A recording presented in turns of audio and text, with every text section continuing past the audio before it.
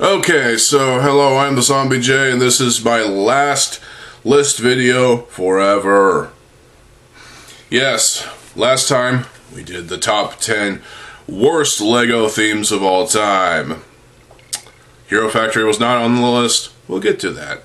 And yeah, so no honorable mentions. Let's just get straight into it. Number 10, Hero Factory. Admittedly enough, despite the story being lame and not as good as Bionicle, Hero Factory did have something to offer in terms of the first wave of sets being like Bionicle inspired builds, like with mostly the villain characters, well, with Von Nebula and Rotor being like Bionicle Titan sets in a way, and of course Vapor and the other 4 villains that were released during that line. Even the dropships felt interesting. I never owned the dropship. The Furno bike was pretty cool too. I still need to rebuild that. Not sure if I have all the parts or not. The Hero Factory gave us CCBS, and that was it is a great building system. As simple as it may be, it's still a fun system to work with, and I absolutely enjoy it. So, Hero Factory, while the story is kind of meh for the most part, and Invasion from Below was the worst year of Hero Factory, it still had something to offer for us, you know. It had potential to really be the true successor to Bionicle G1, just wasn't fully realized, and as a result of that, it is right here at the bottom of the list. Number 9 is Ninjago. Admittedly, I have to say that Ninjago has had an incredibly crazy run from its first 3 years to its reboots saga, which is still going right now. Well, with the Dragons Rising shit, it's still going on. It's had an impressive however many years it's been going on, and it's insane. And Greg Varsity worked on the story, apparently, I think, at least for the first 3 years, so. Yeah, Lego Ninjago, as much as I hate it, and yeah, I have a poster back there in that corner, see? I'm not a hypocrite. As much as I hate Ninjago, I have to admit that it does have something to offer for LEGO fans. It is popular, it is overrated, but it is still a marvel of a of a theme. It has been massively successful. It has had the Fold performing the songs. You have a CD of that stuff. Bionicle had a CD. And this, which I still need to do a video on. Stay tuned for that tomorrow. Yay. But yeah, Ninjago, massively successful, even though I struggle to see okay, yeah, I just can't argue with the success of Ninjago. It's massively impressive. Number 9 is Legends of Chima. Like it or not, Legends of Chima is actually a pretty good line. I liked the CCBS figures, obviously from 2014. We never got those, but fuck it, whatever. The soundtrack is fantastic, you know, for the show. Even the system sets were great too. I have a poster back there of Laval. Yeah, so but Legends of Chima, while it wasn't the absolute best LEGO theme, it still had something to offer. It was definitely interesting for the most part. I liked the designs of the CCBS figures we got, and overall, Legends of Chima had something to offer. It just wasn't terribly great. It was something that had potential that, once again, wasn't fully realized, but it had something to it. Number 7 is Classic Space. Remember the Classic Space stuff? And we even got a LEGO movie set that kind of reminded us of the Classic Space stuff. Even this big fucking Classic Space inspired spacecraft that was designed back in, what, 2023 or something like that for the what was it, for the 90 years of play stuff. There was even a little tiny thing that came with that set, which I still have built. Yeah, Classic Space still lives on. You have the classic smiley face logo. You have that figure being used in the Lego movie. And yeah, Classic Space, definitely an interesting line. There's a lot of offshoots of it, like Blacktron, all kinds of shit, you know. And yeah, Classic Space still remains to be a classic. Castle at number 6. Well, this is a twosome, shall we say. It was a Castle and Rock Raiders. We'll start with Castle, because Castle was definitely an interesting thing. You got the knights and other sorts of shit, you know. I would also put Ninja on here, but Ninjago's already on here, so as much as I prefer the old Lego Ninja stuff from the late 90s. But Castle, there's a lot of great stuff. You have the Lion Knights Castle, you have all kinds of fucking shit. This was definitely a line that had sub-themes and whatnot. There's a lot of great Castle stuff, and the Castle stuff lives on today. So yeah, I mean, seriously, the whole Castle thing is just insane. There's a lot of great classic stuff there, and it's all enjoyable. Now, Rock Raiders, on the other hand, this was kind of an interesting line that existed merely because they had a video game planned for it. Actually, they had, well, it was a video game. It was for the PC as well as the PS2, and, well, the music is fantastic. Good job. Rock Raiders was definitely a great theme. I never had any of the sets, but I've seen them, and I thought they were fantastic. You have these big fucking rock monsters just trying to eat the humans and whatnot. And, yeah, Power Miners, I forgot about that. That's kind of an honorable mention for the worst themes, because Power Miners tried to be Rock Raiders 2.0 and it failed. So Rock Raiders was still an excellent theme for what it was, and there's a community built around it called Rock Raiders United. Go check them out. But Rock Raiders and Castle being at number 6, kind of an interesting combo of different themes. Number 5 is Orient Expedition. Yes, the tale of Johnny Thunder, this Indiana Jones-like dude who wears a hat like Indiana Jones. And yeah, this was... I've had some of these sets. I don't remember what happened to that golden sword I had. God, what happened to that thing?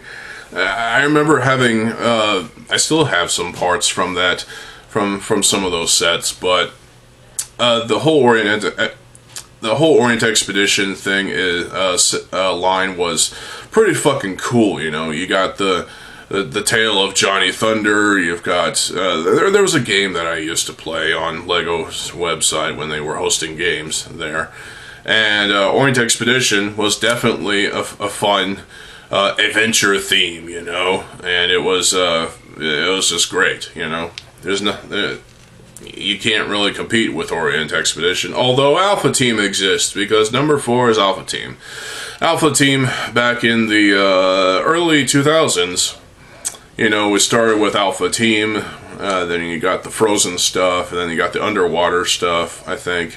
And yeah, there was definitely a lot of interesting and fun things with Alpha Team, and it even spawned a video game. So, yeah, and I posted the soundtrack. Go listen to that. I might post the soundtrack to Rock Raiders, but that's for another day, probably tomorrow. Wait, I already did post the soundtrack for Rock Raiders. Fuck me running. Ow. So yeah, Alpha Team was definitely an interesting thing, and unfortunately we got 2 shitty attempts at going for the whole undercover things again, and you got Agents and Ultra Agents, which are absolute dog shit, but Alpha Team, as classic as it can get, it's fairly great. Number 3 is Exoforce. Oh god, Exoforce. You have these characters with Japanese names and the anime-style hair. You know, I still have a minifigure of Takeshi, which is pretty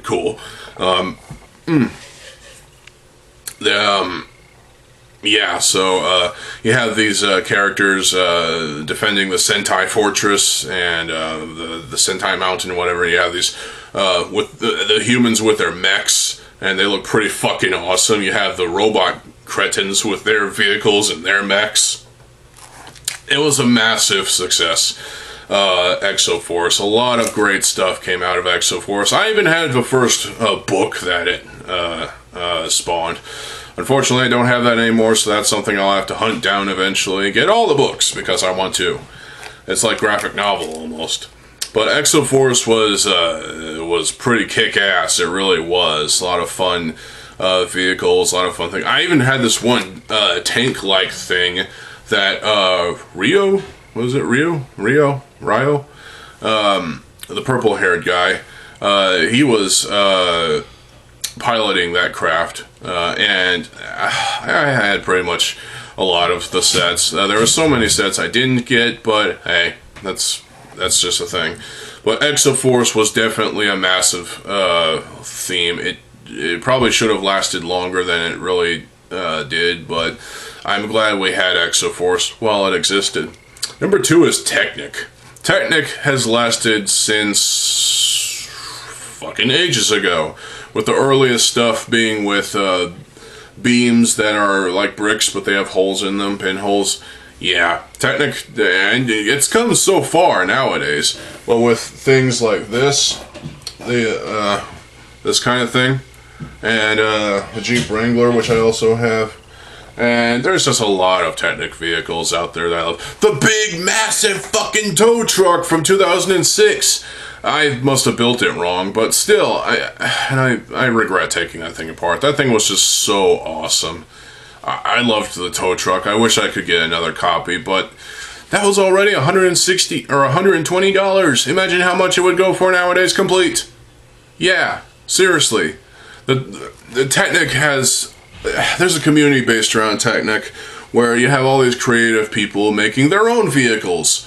And, oh my god, Technic is just a massive line. It really is.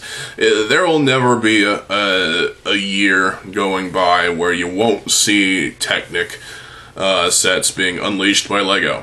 Technic will be here, it's here to stay, and it forever will be. And number 1, this should be obvious, Bionicle G1. Holy fucking dog shit. Bionicle G1 was a massive success. Even though Slizers and Robo Riders were the predecessor, they really were starting to, kick into high gear with Bionicle. LEGO took a massive risk with Bionicle, and it was a success. It really was. The first 3 years were the best years of Bionicle. Bionicle, in terms of the prequel years, were great too.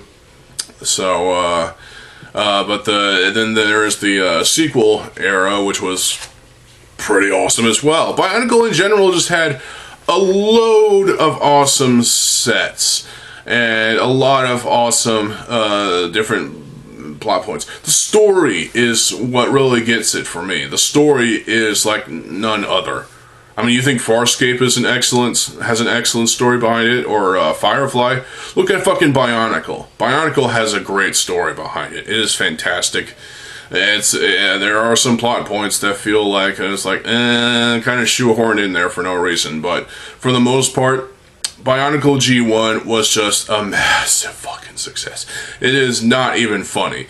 Bionicle G1 is literally my favorite my favorite LEGO theme of all time. It forever will be. And yeah, it's just I've wrapped my life around Bionicle because it's just an absolute fucking awesome theme. I played the shit out of my PS2 copy of Bionicle the game because I love the theme that much. I've played Bionicle Heroes for the GBA so much that I still need to 100% the game, but still. I've read all the books, I've read all the online serials and whatnot, I've played the games. Oh god. Bionicle G1 was just everything that I could ask for in a LEGO theme. That wasn't system-based. And we did get some system sets, which were the playsets from 2005 to 2006 to 2007. And then it came to an end at the end of 2009, beginning of 2010. God fucking damn it, Lego. We had 3 awesome movies.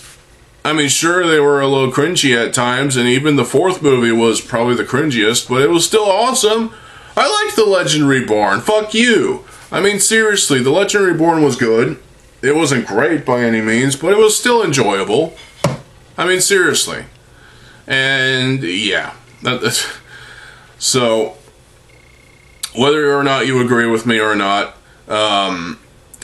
Bionicle is, you have to admit, it is pretty much the best Lego theme of all time. If you disagree, you are 100% wrong. Bionicle has a special place in my heart. The Toamata up there are my childhood heroes. And that's something to be respected. It really is. So, that is my list for the top 10 best Lego themes of all time. And now it's time to close this book for good. And, yeah, close this series for good. What is your top 10 best Lego themes of all time? If none of these are your favorites, well, you are just stupid. I don't know what to tell you. But, yeah, Bionicle is definitely number 1. It forever will be. Bionicle.com back in 2001 was great. Minogue was fantastic. I can go on forever. Even this Power Pack CD is pretty fucking cool. The music for Bionicle in general was just awesome. We got Crowd Shell, we got Dial Zero, we got so much shit. It was the Bionicle music that got me into these bands, you know, Crowd Shell, Dial Zero, the Presence, Daughtry, I mean, really, All American Rejects. I mean, seriously. So yeah, that is my list. This is the final list I'll ever do. So I hope you all enjoyed this series, the list series. I will be back later today with my final rant video. Yay, rants. I like ranting. I like being angry, I guess. No, not really. I like being happy sometimes. But, yeah, so I hope you all enjoyed these list videos while I had them on, or while I had them being, you know, recorded and posted on YouTube. And if you want to watch my older list videos, go back and watch those, if you will. They're in the lists and topics playlist. I have playlists up, so I have no reason to have a second channel, so nice try. But yeah, thank you so much for watching these list videos. I greatly appreciate it. Let me know what your favorite list is of mine. So, yeah. Stay tuned for that rant video for today, and I'll be back with that. So, I think I'm just stalling for time at this point. So yeah, I'm TheZOMBIEJ. I'll see you folks there. Have a good fucking day, and peace.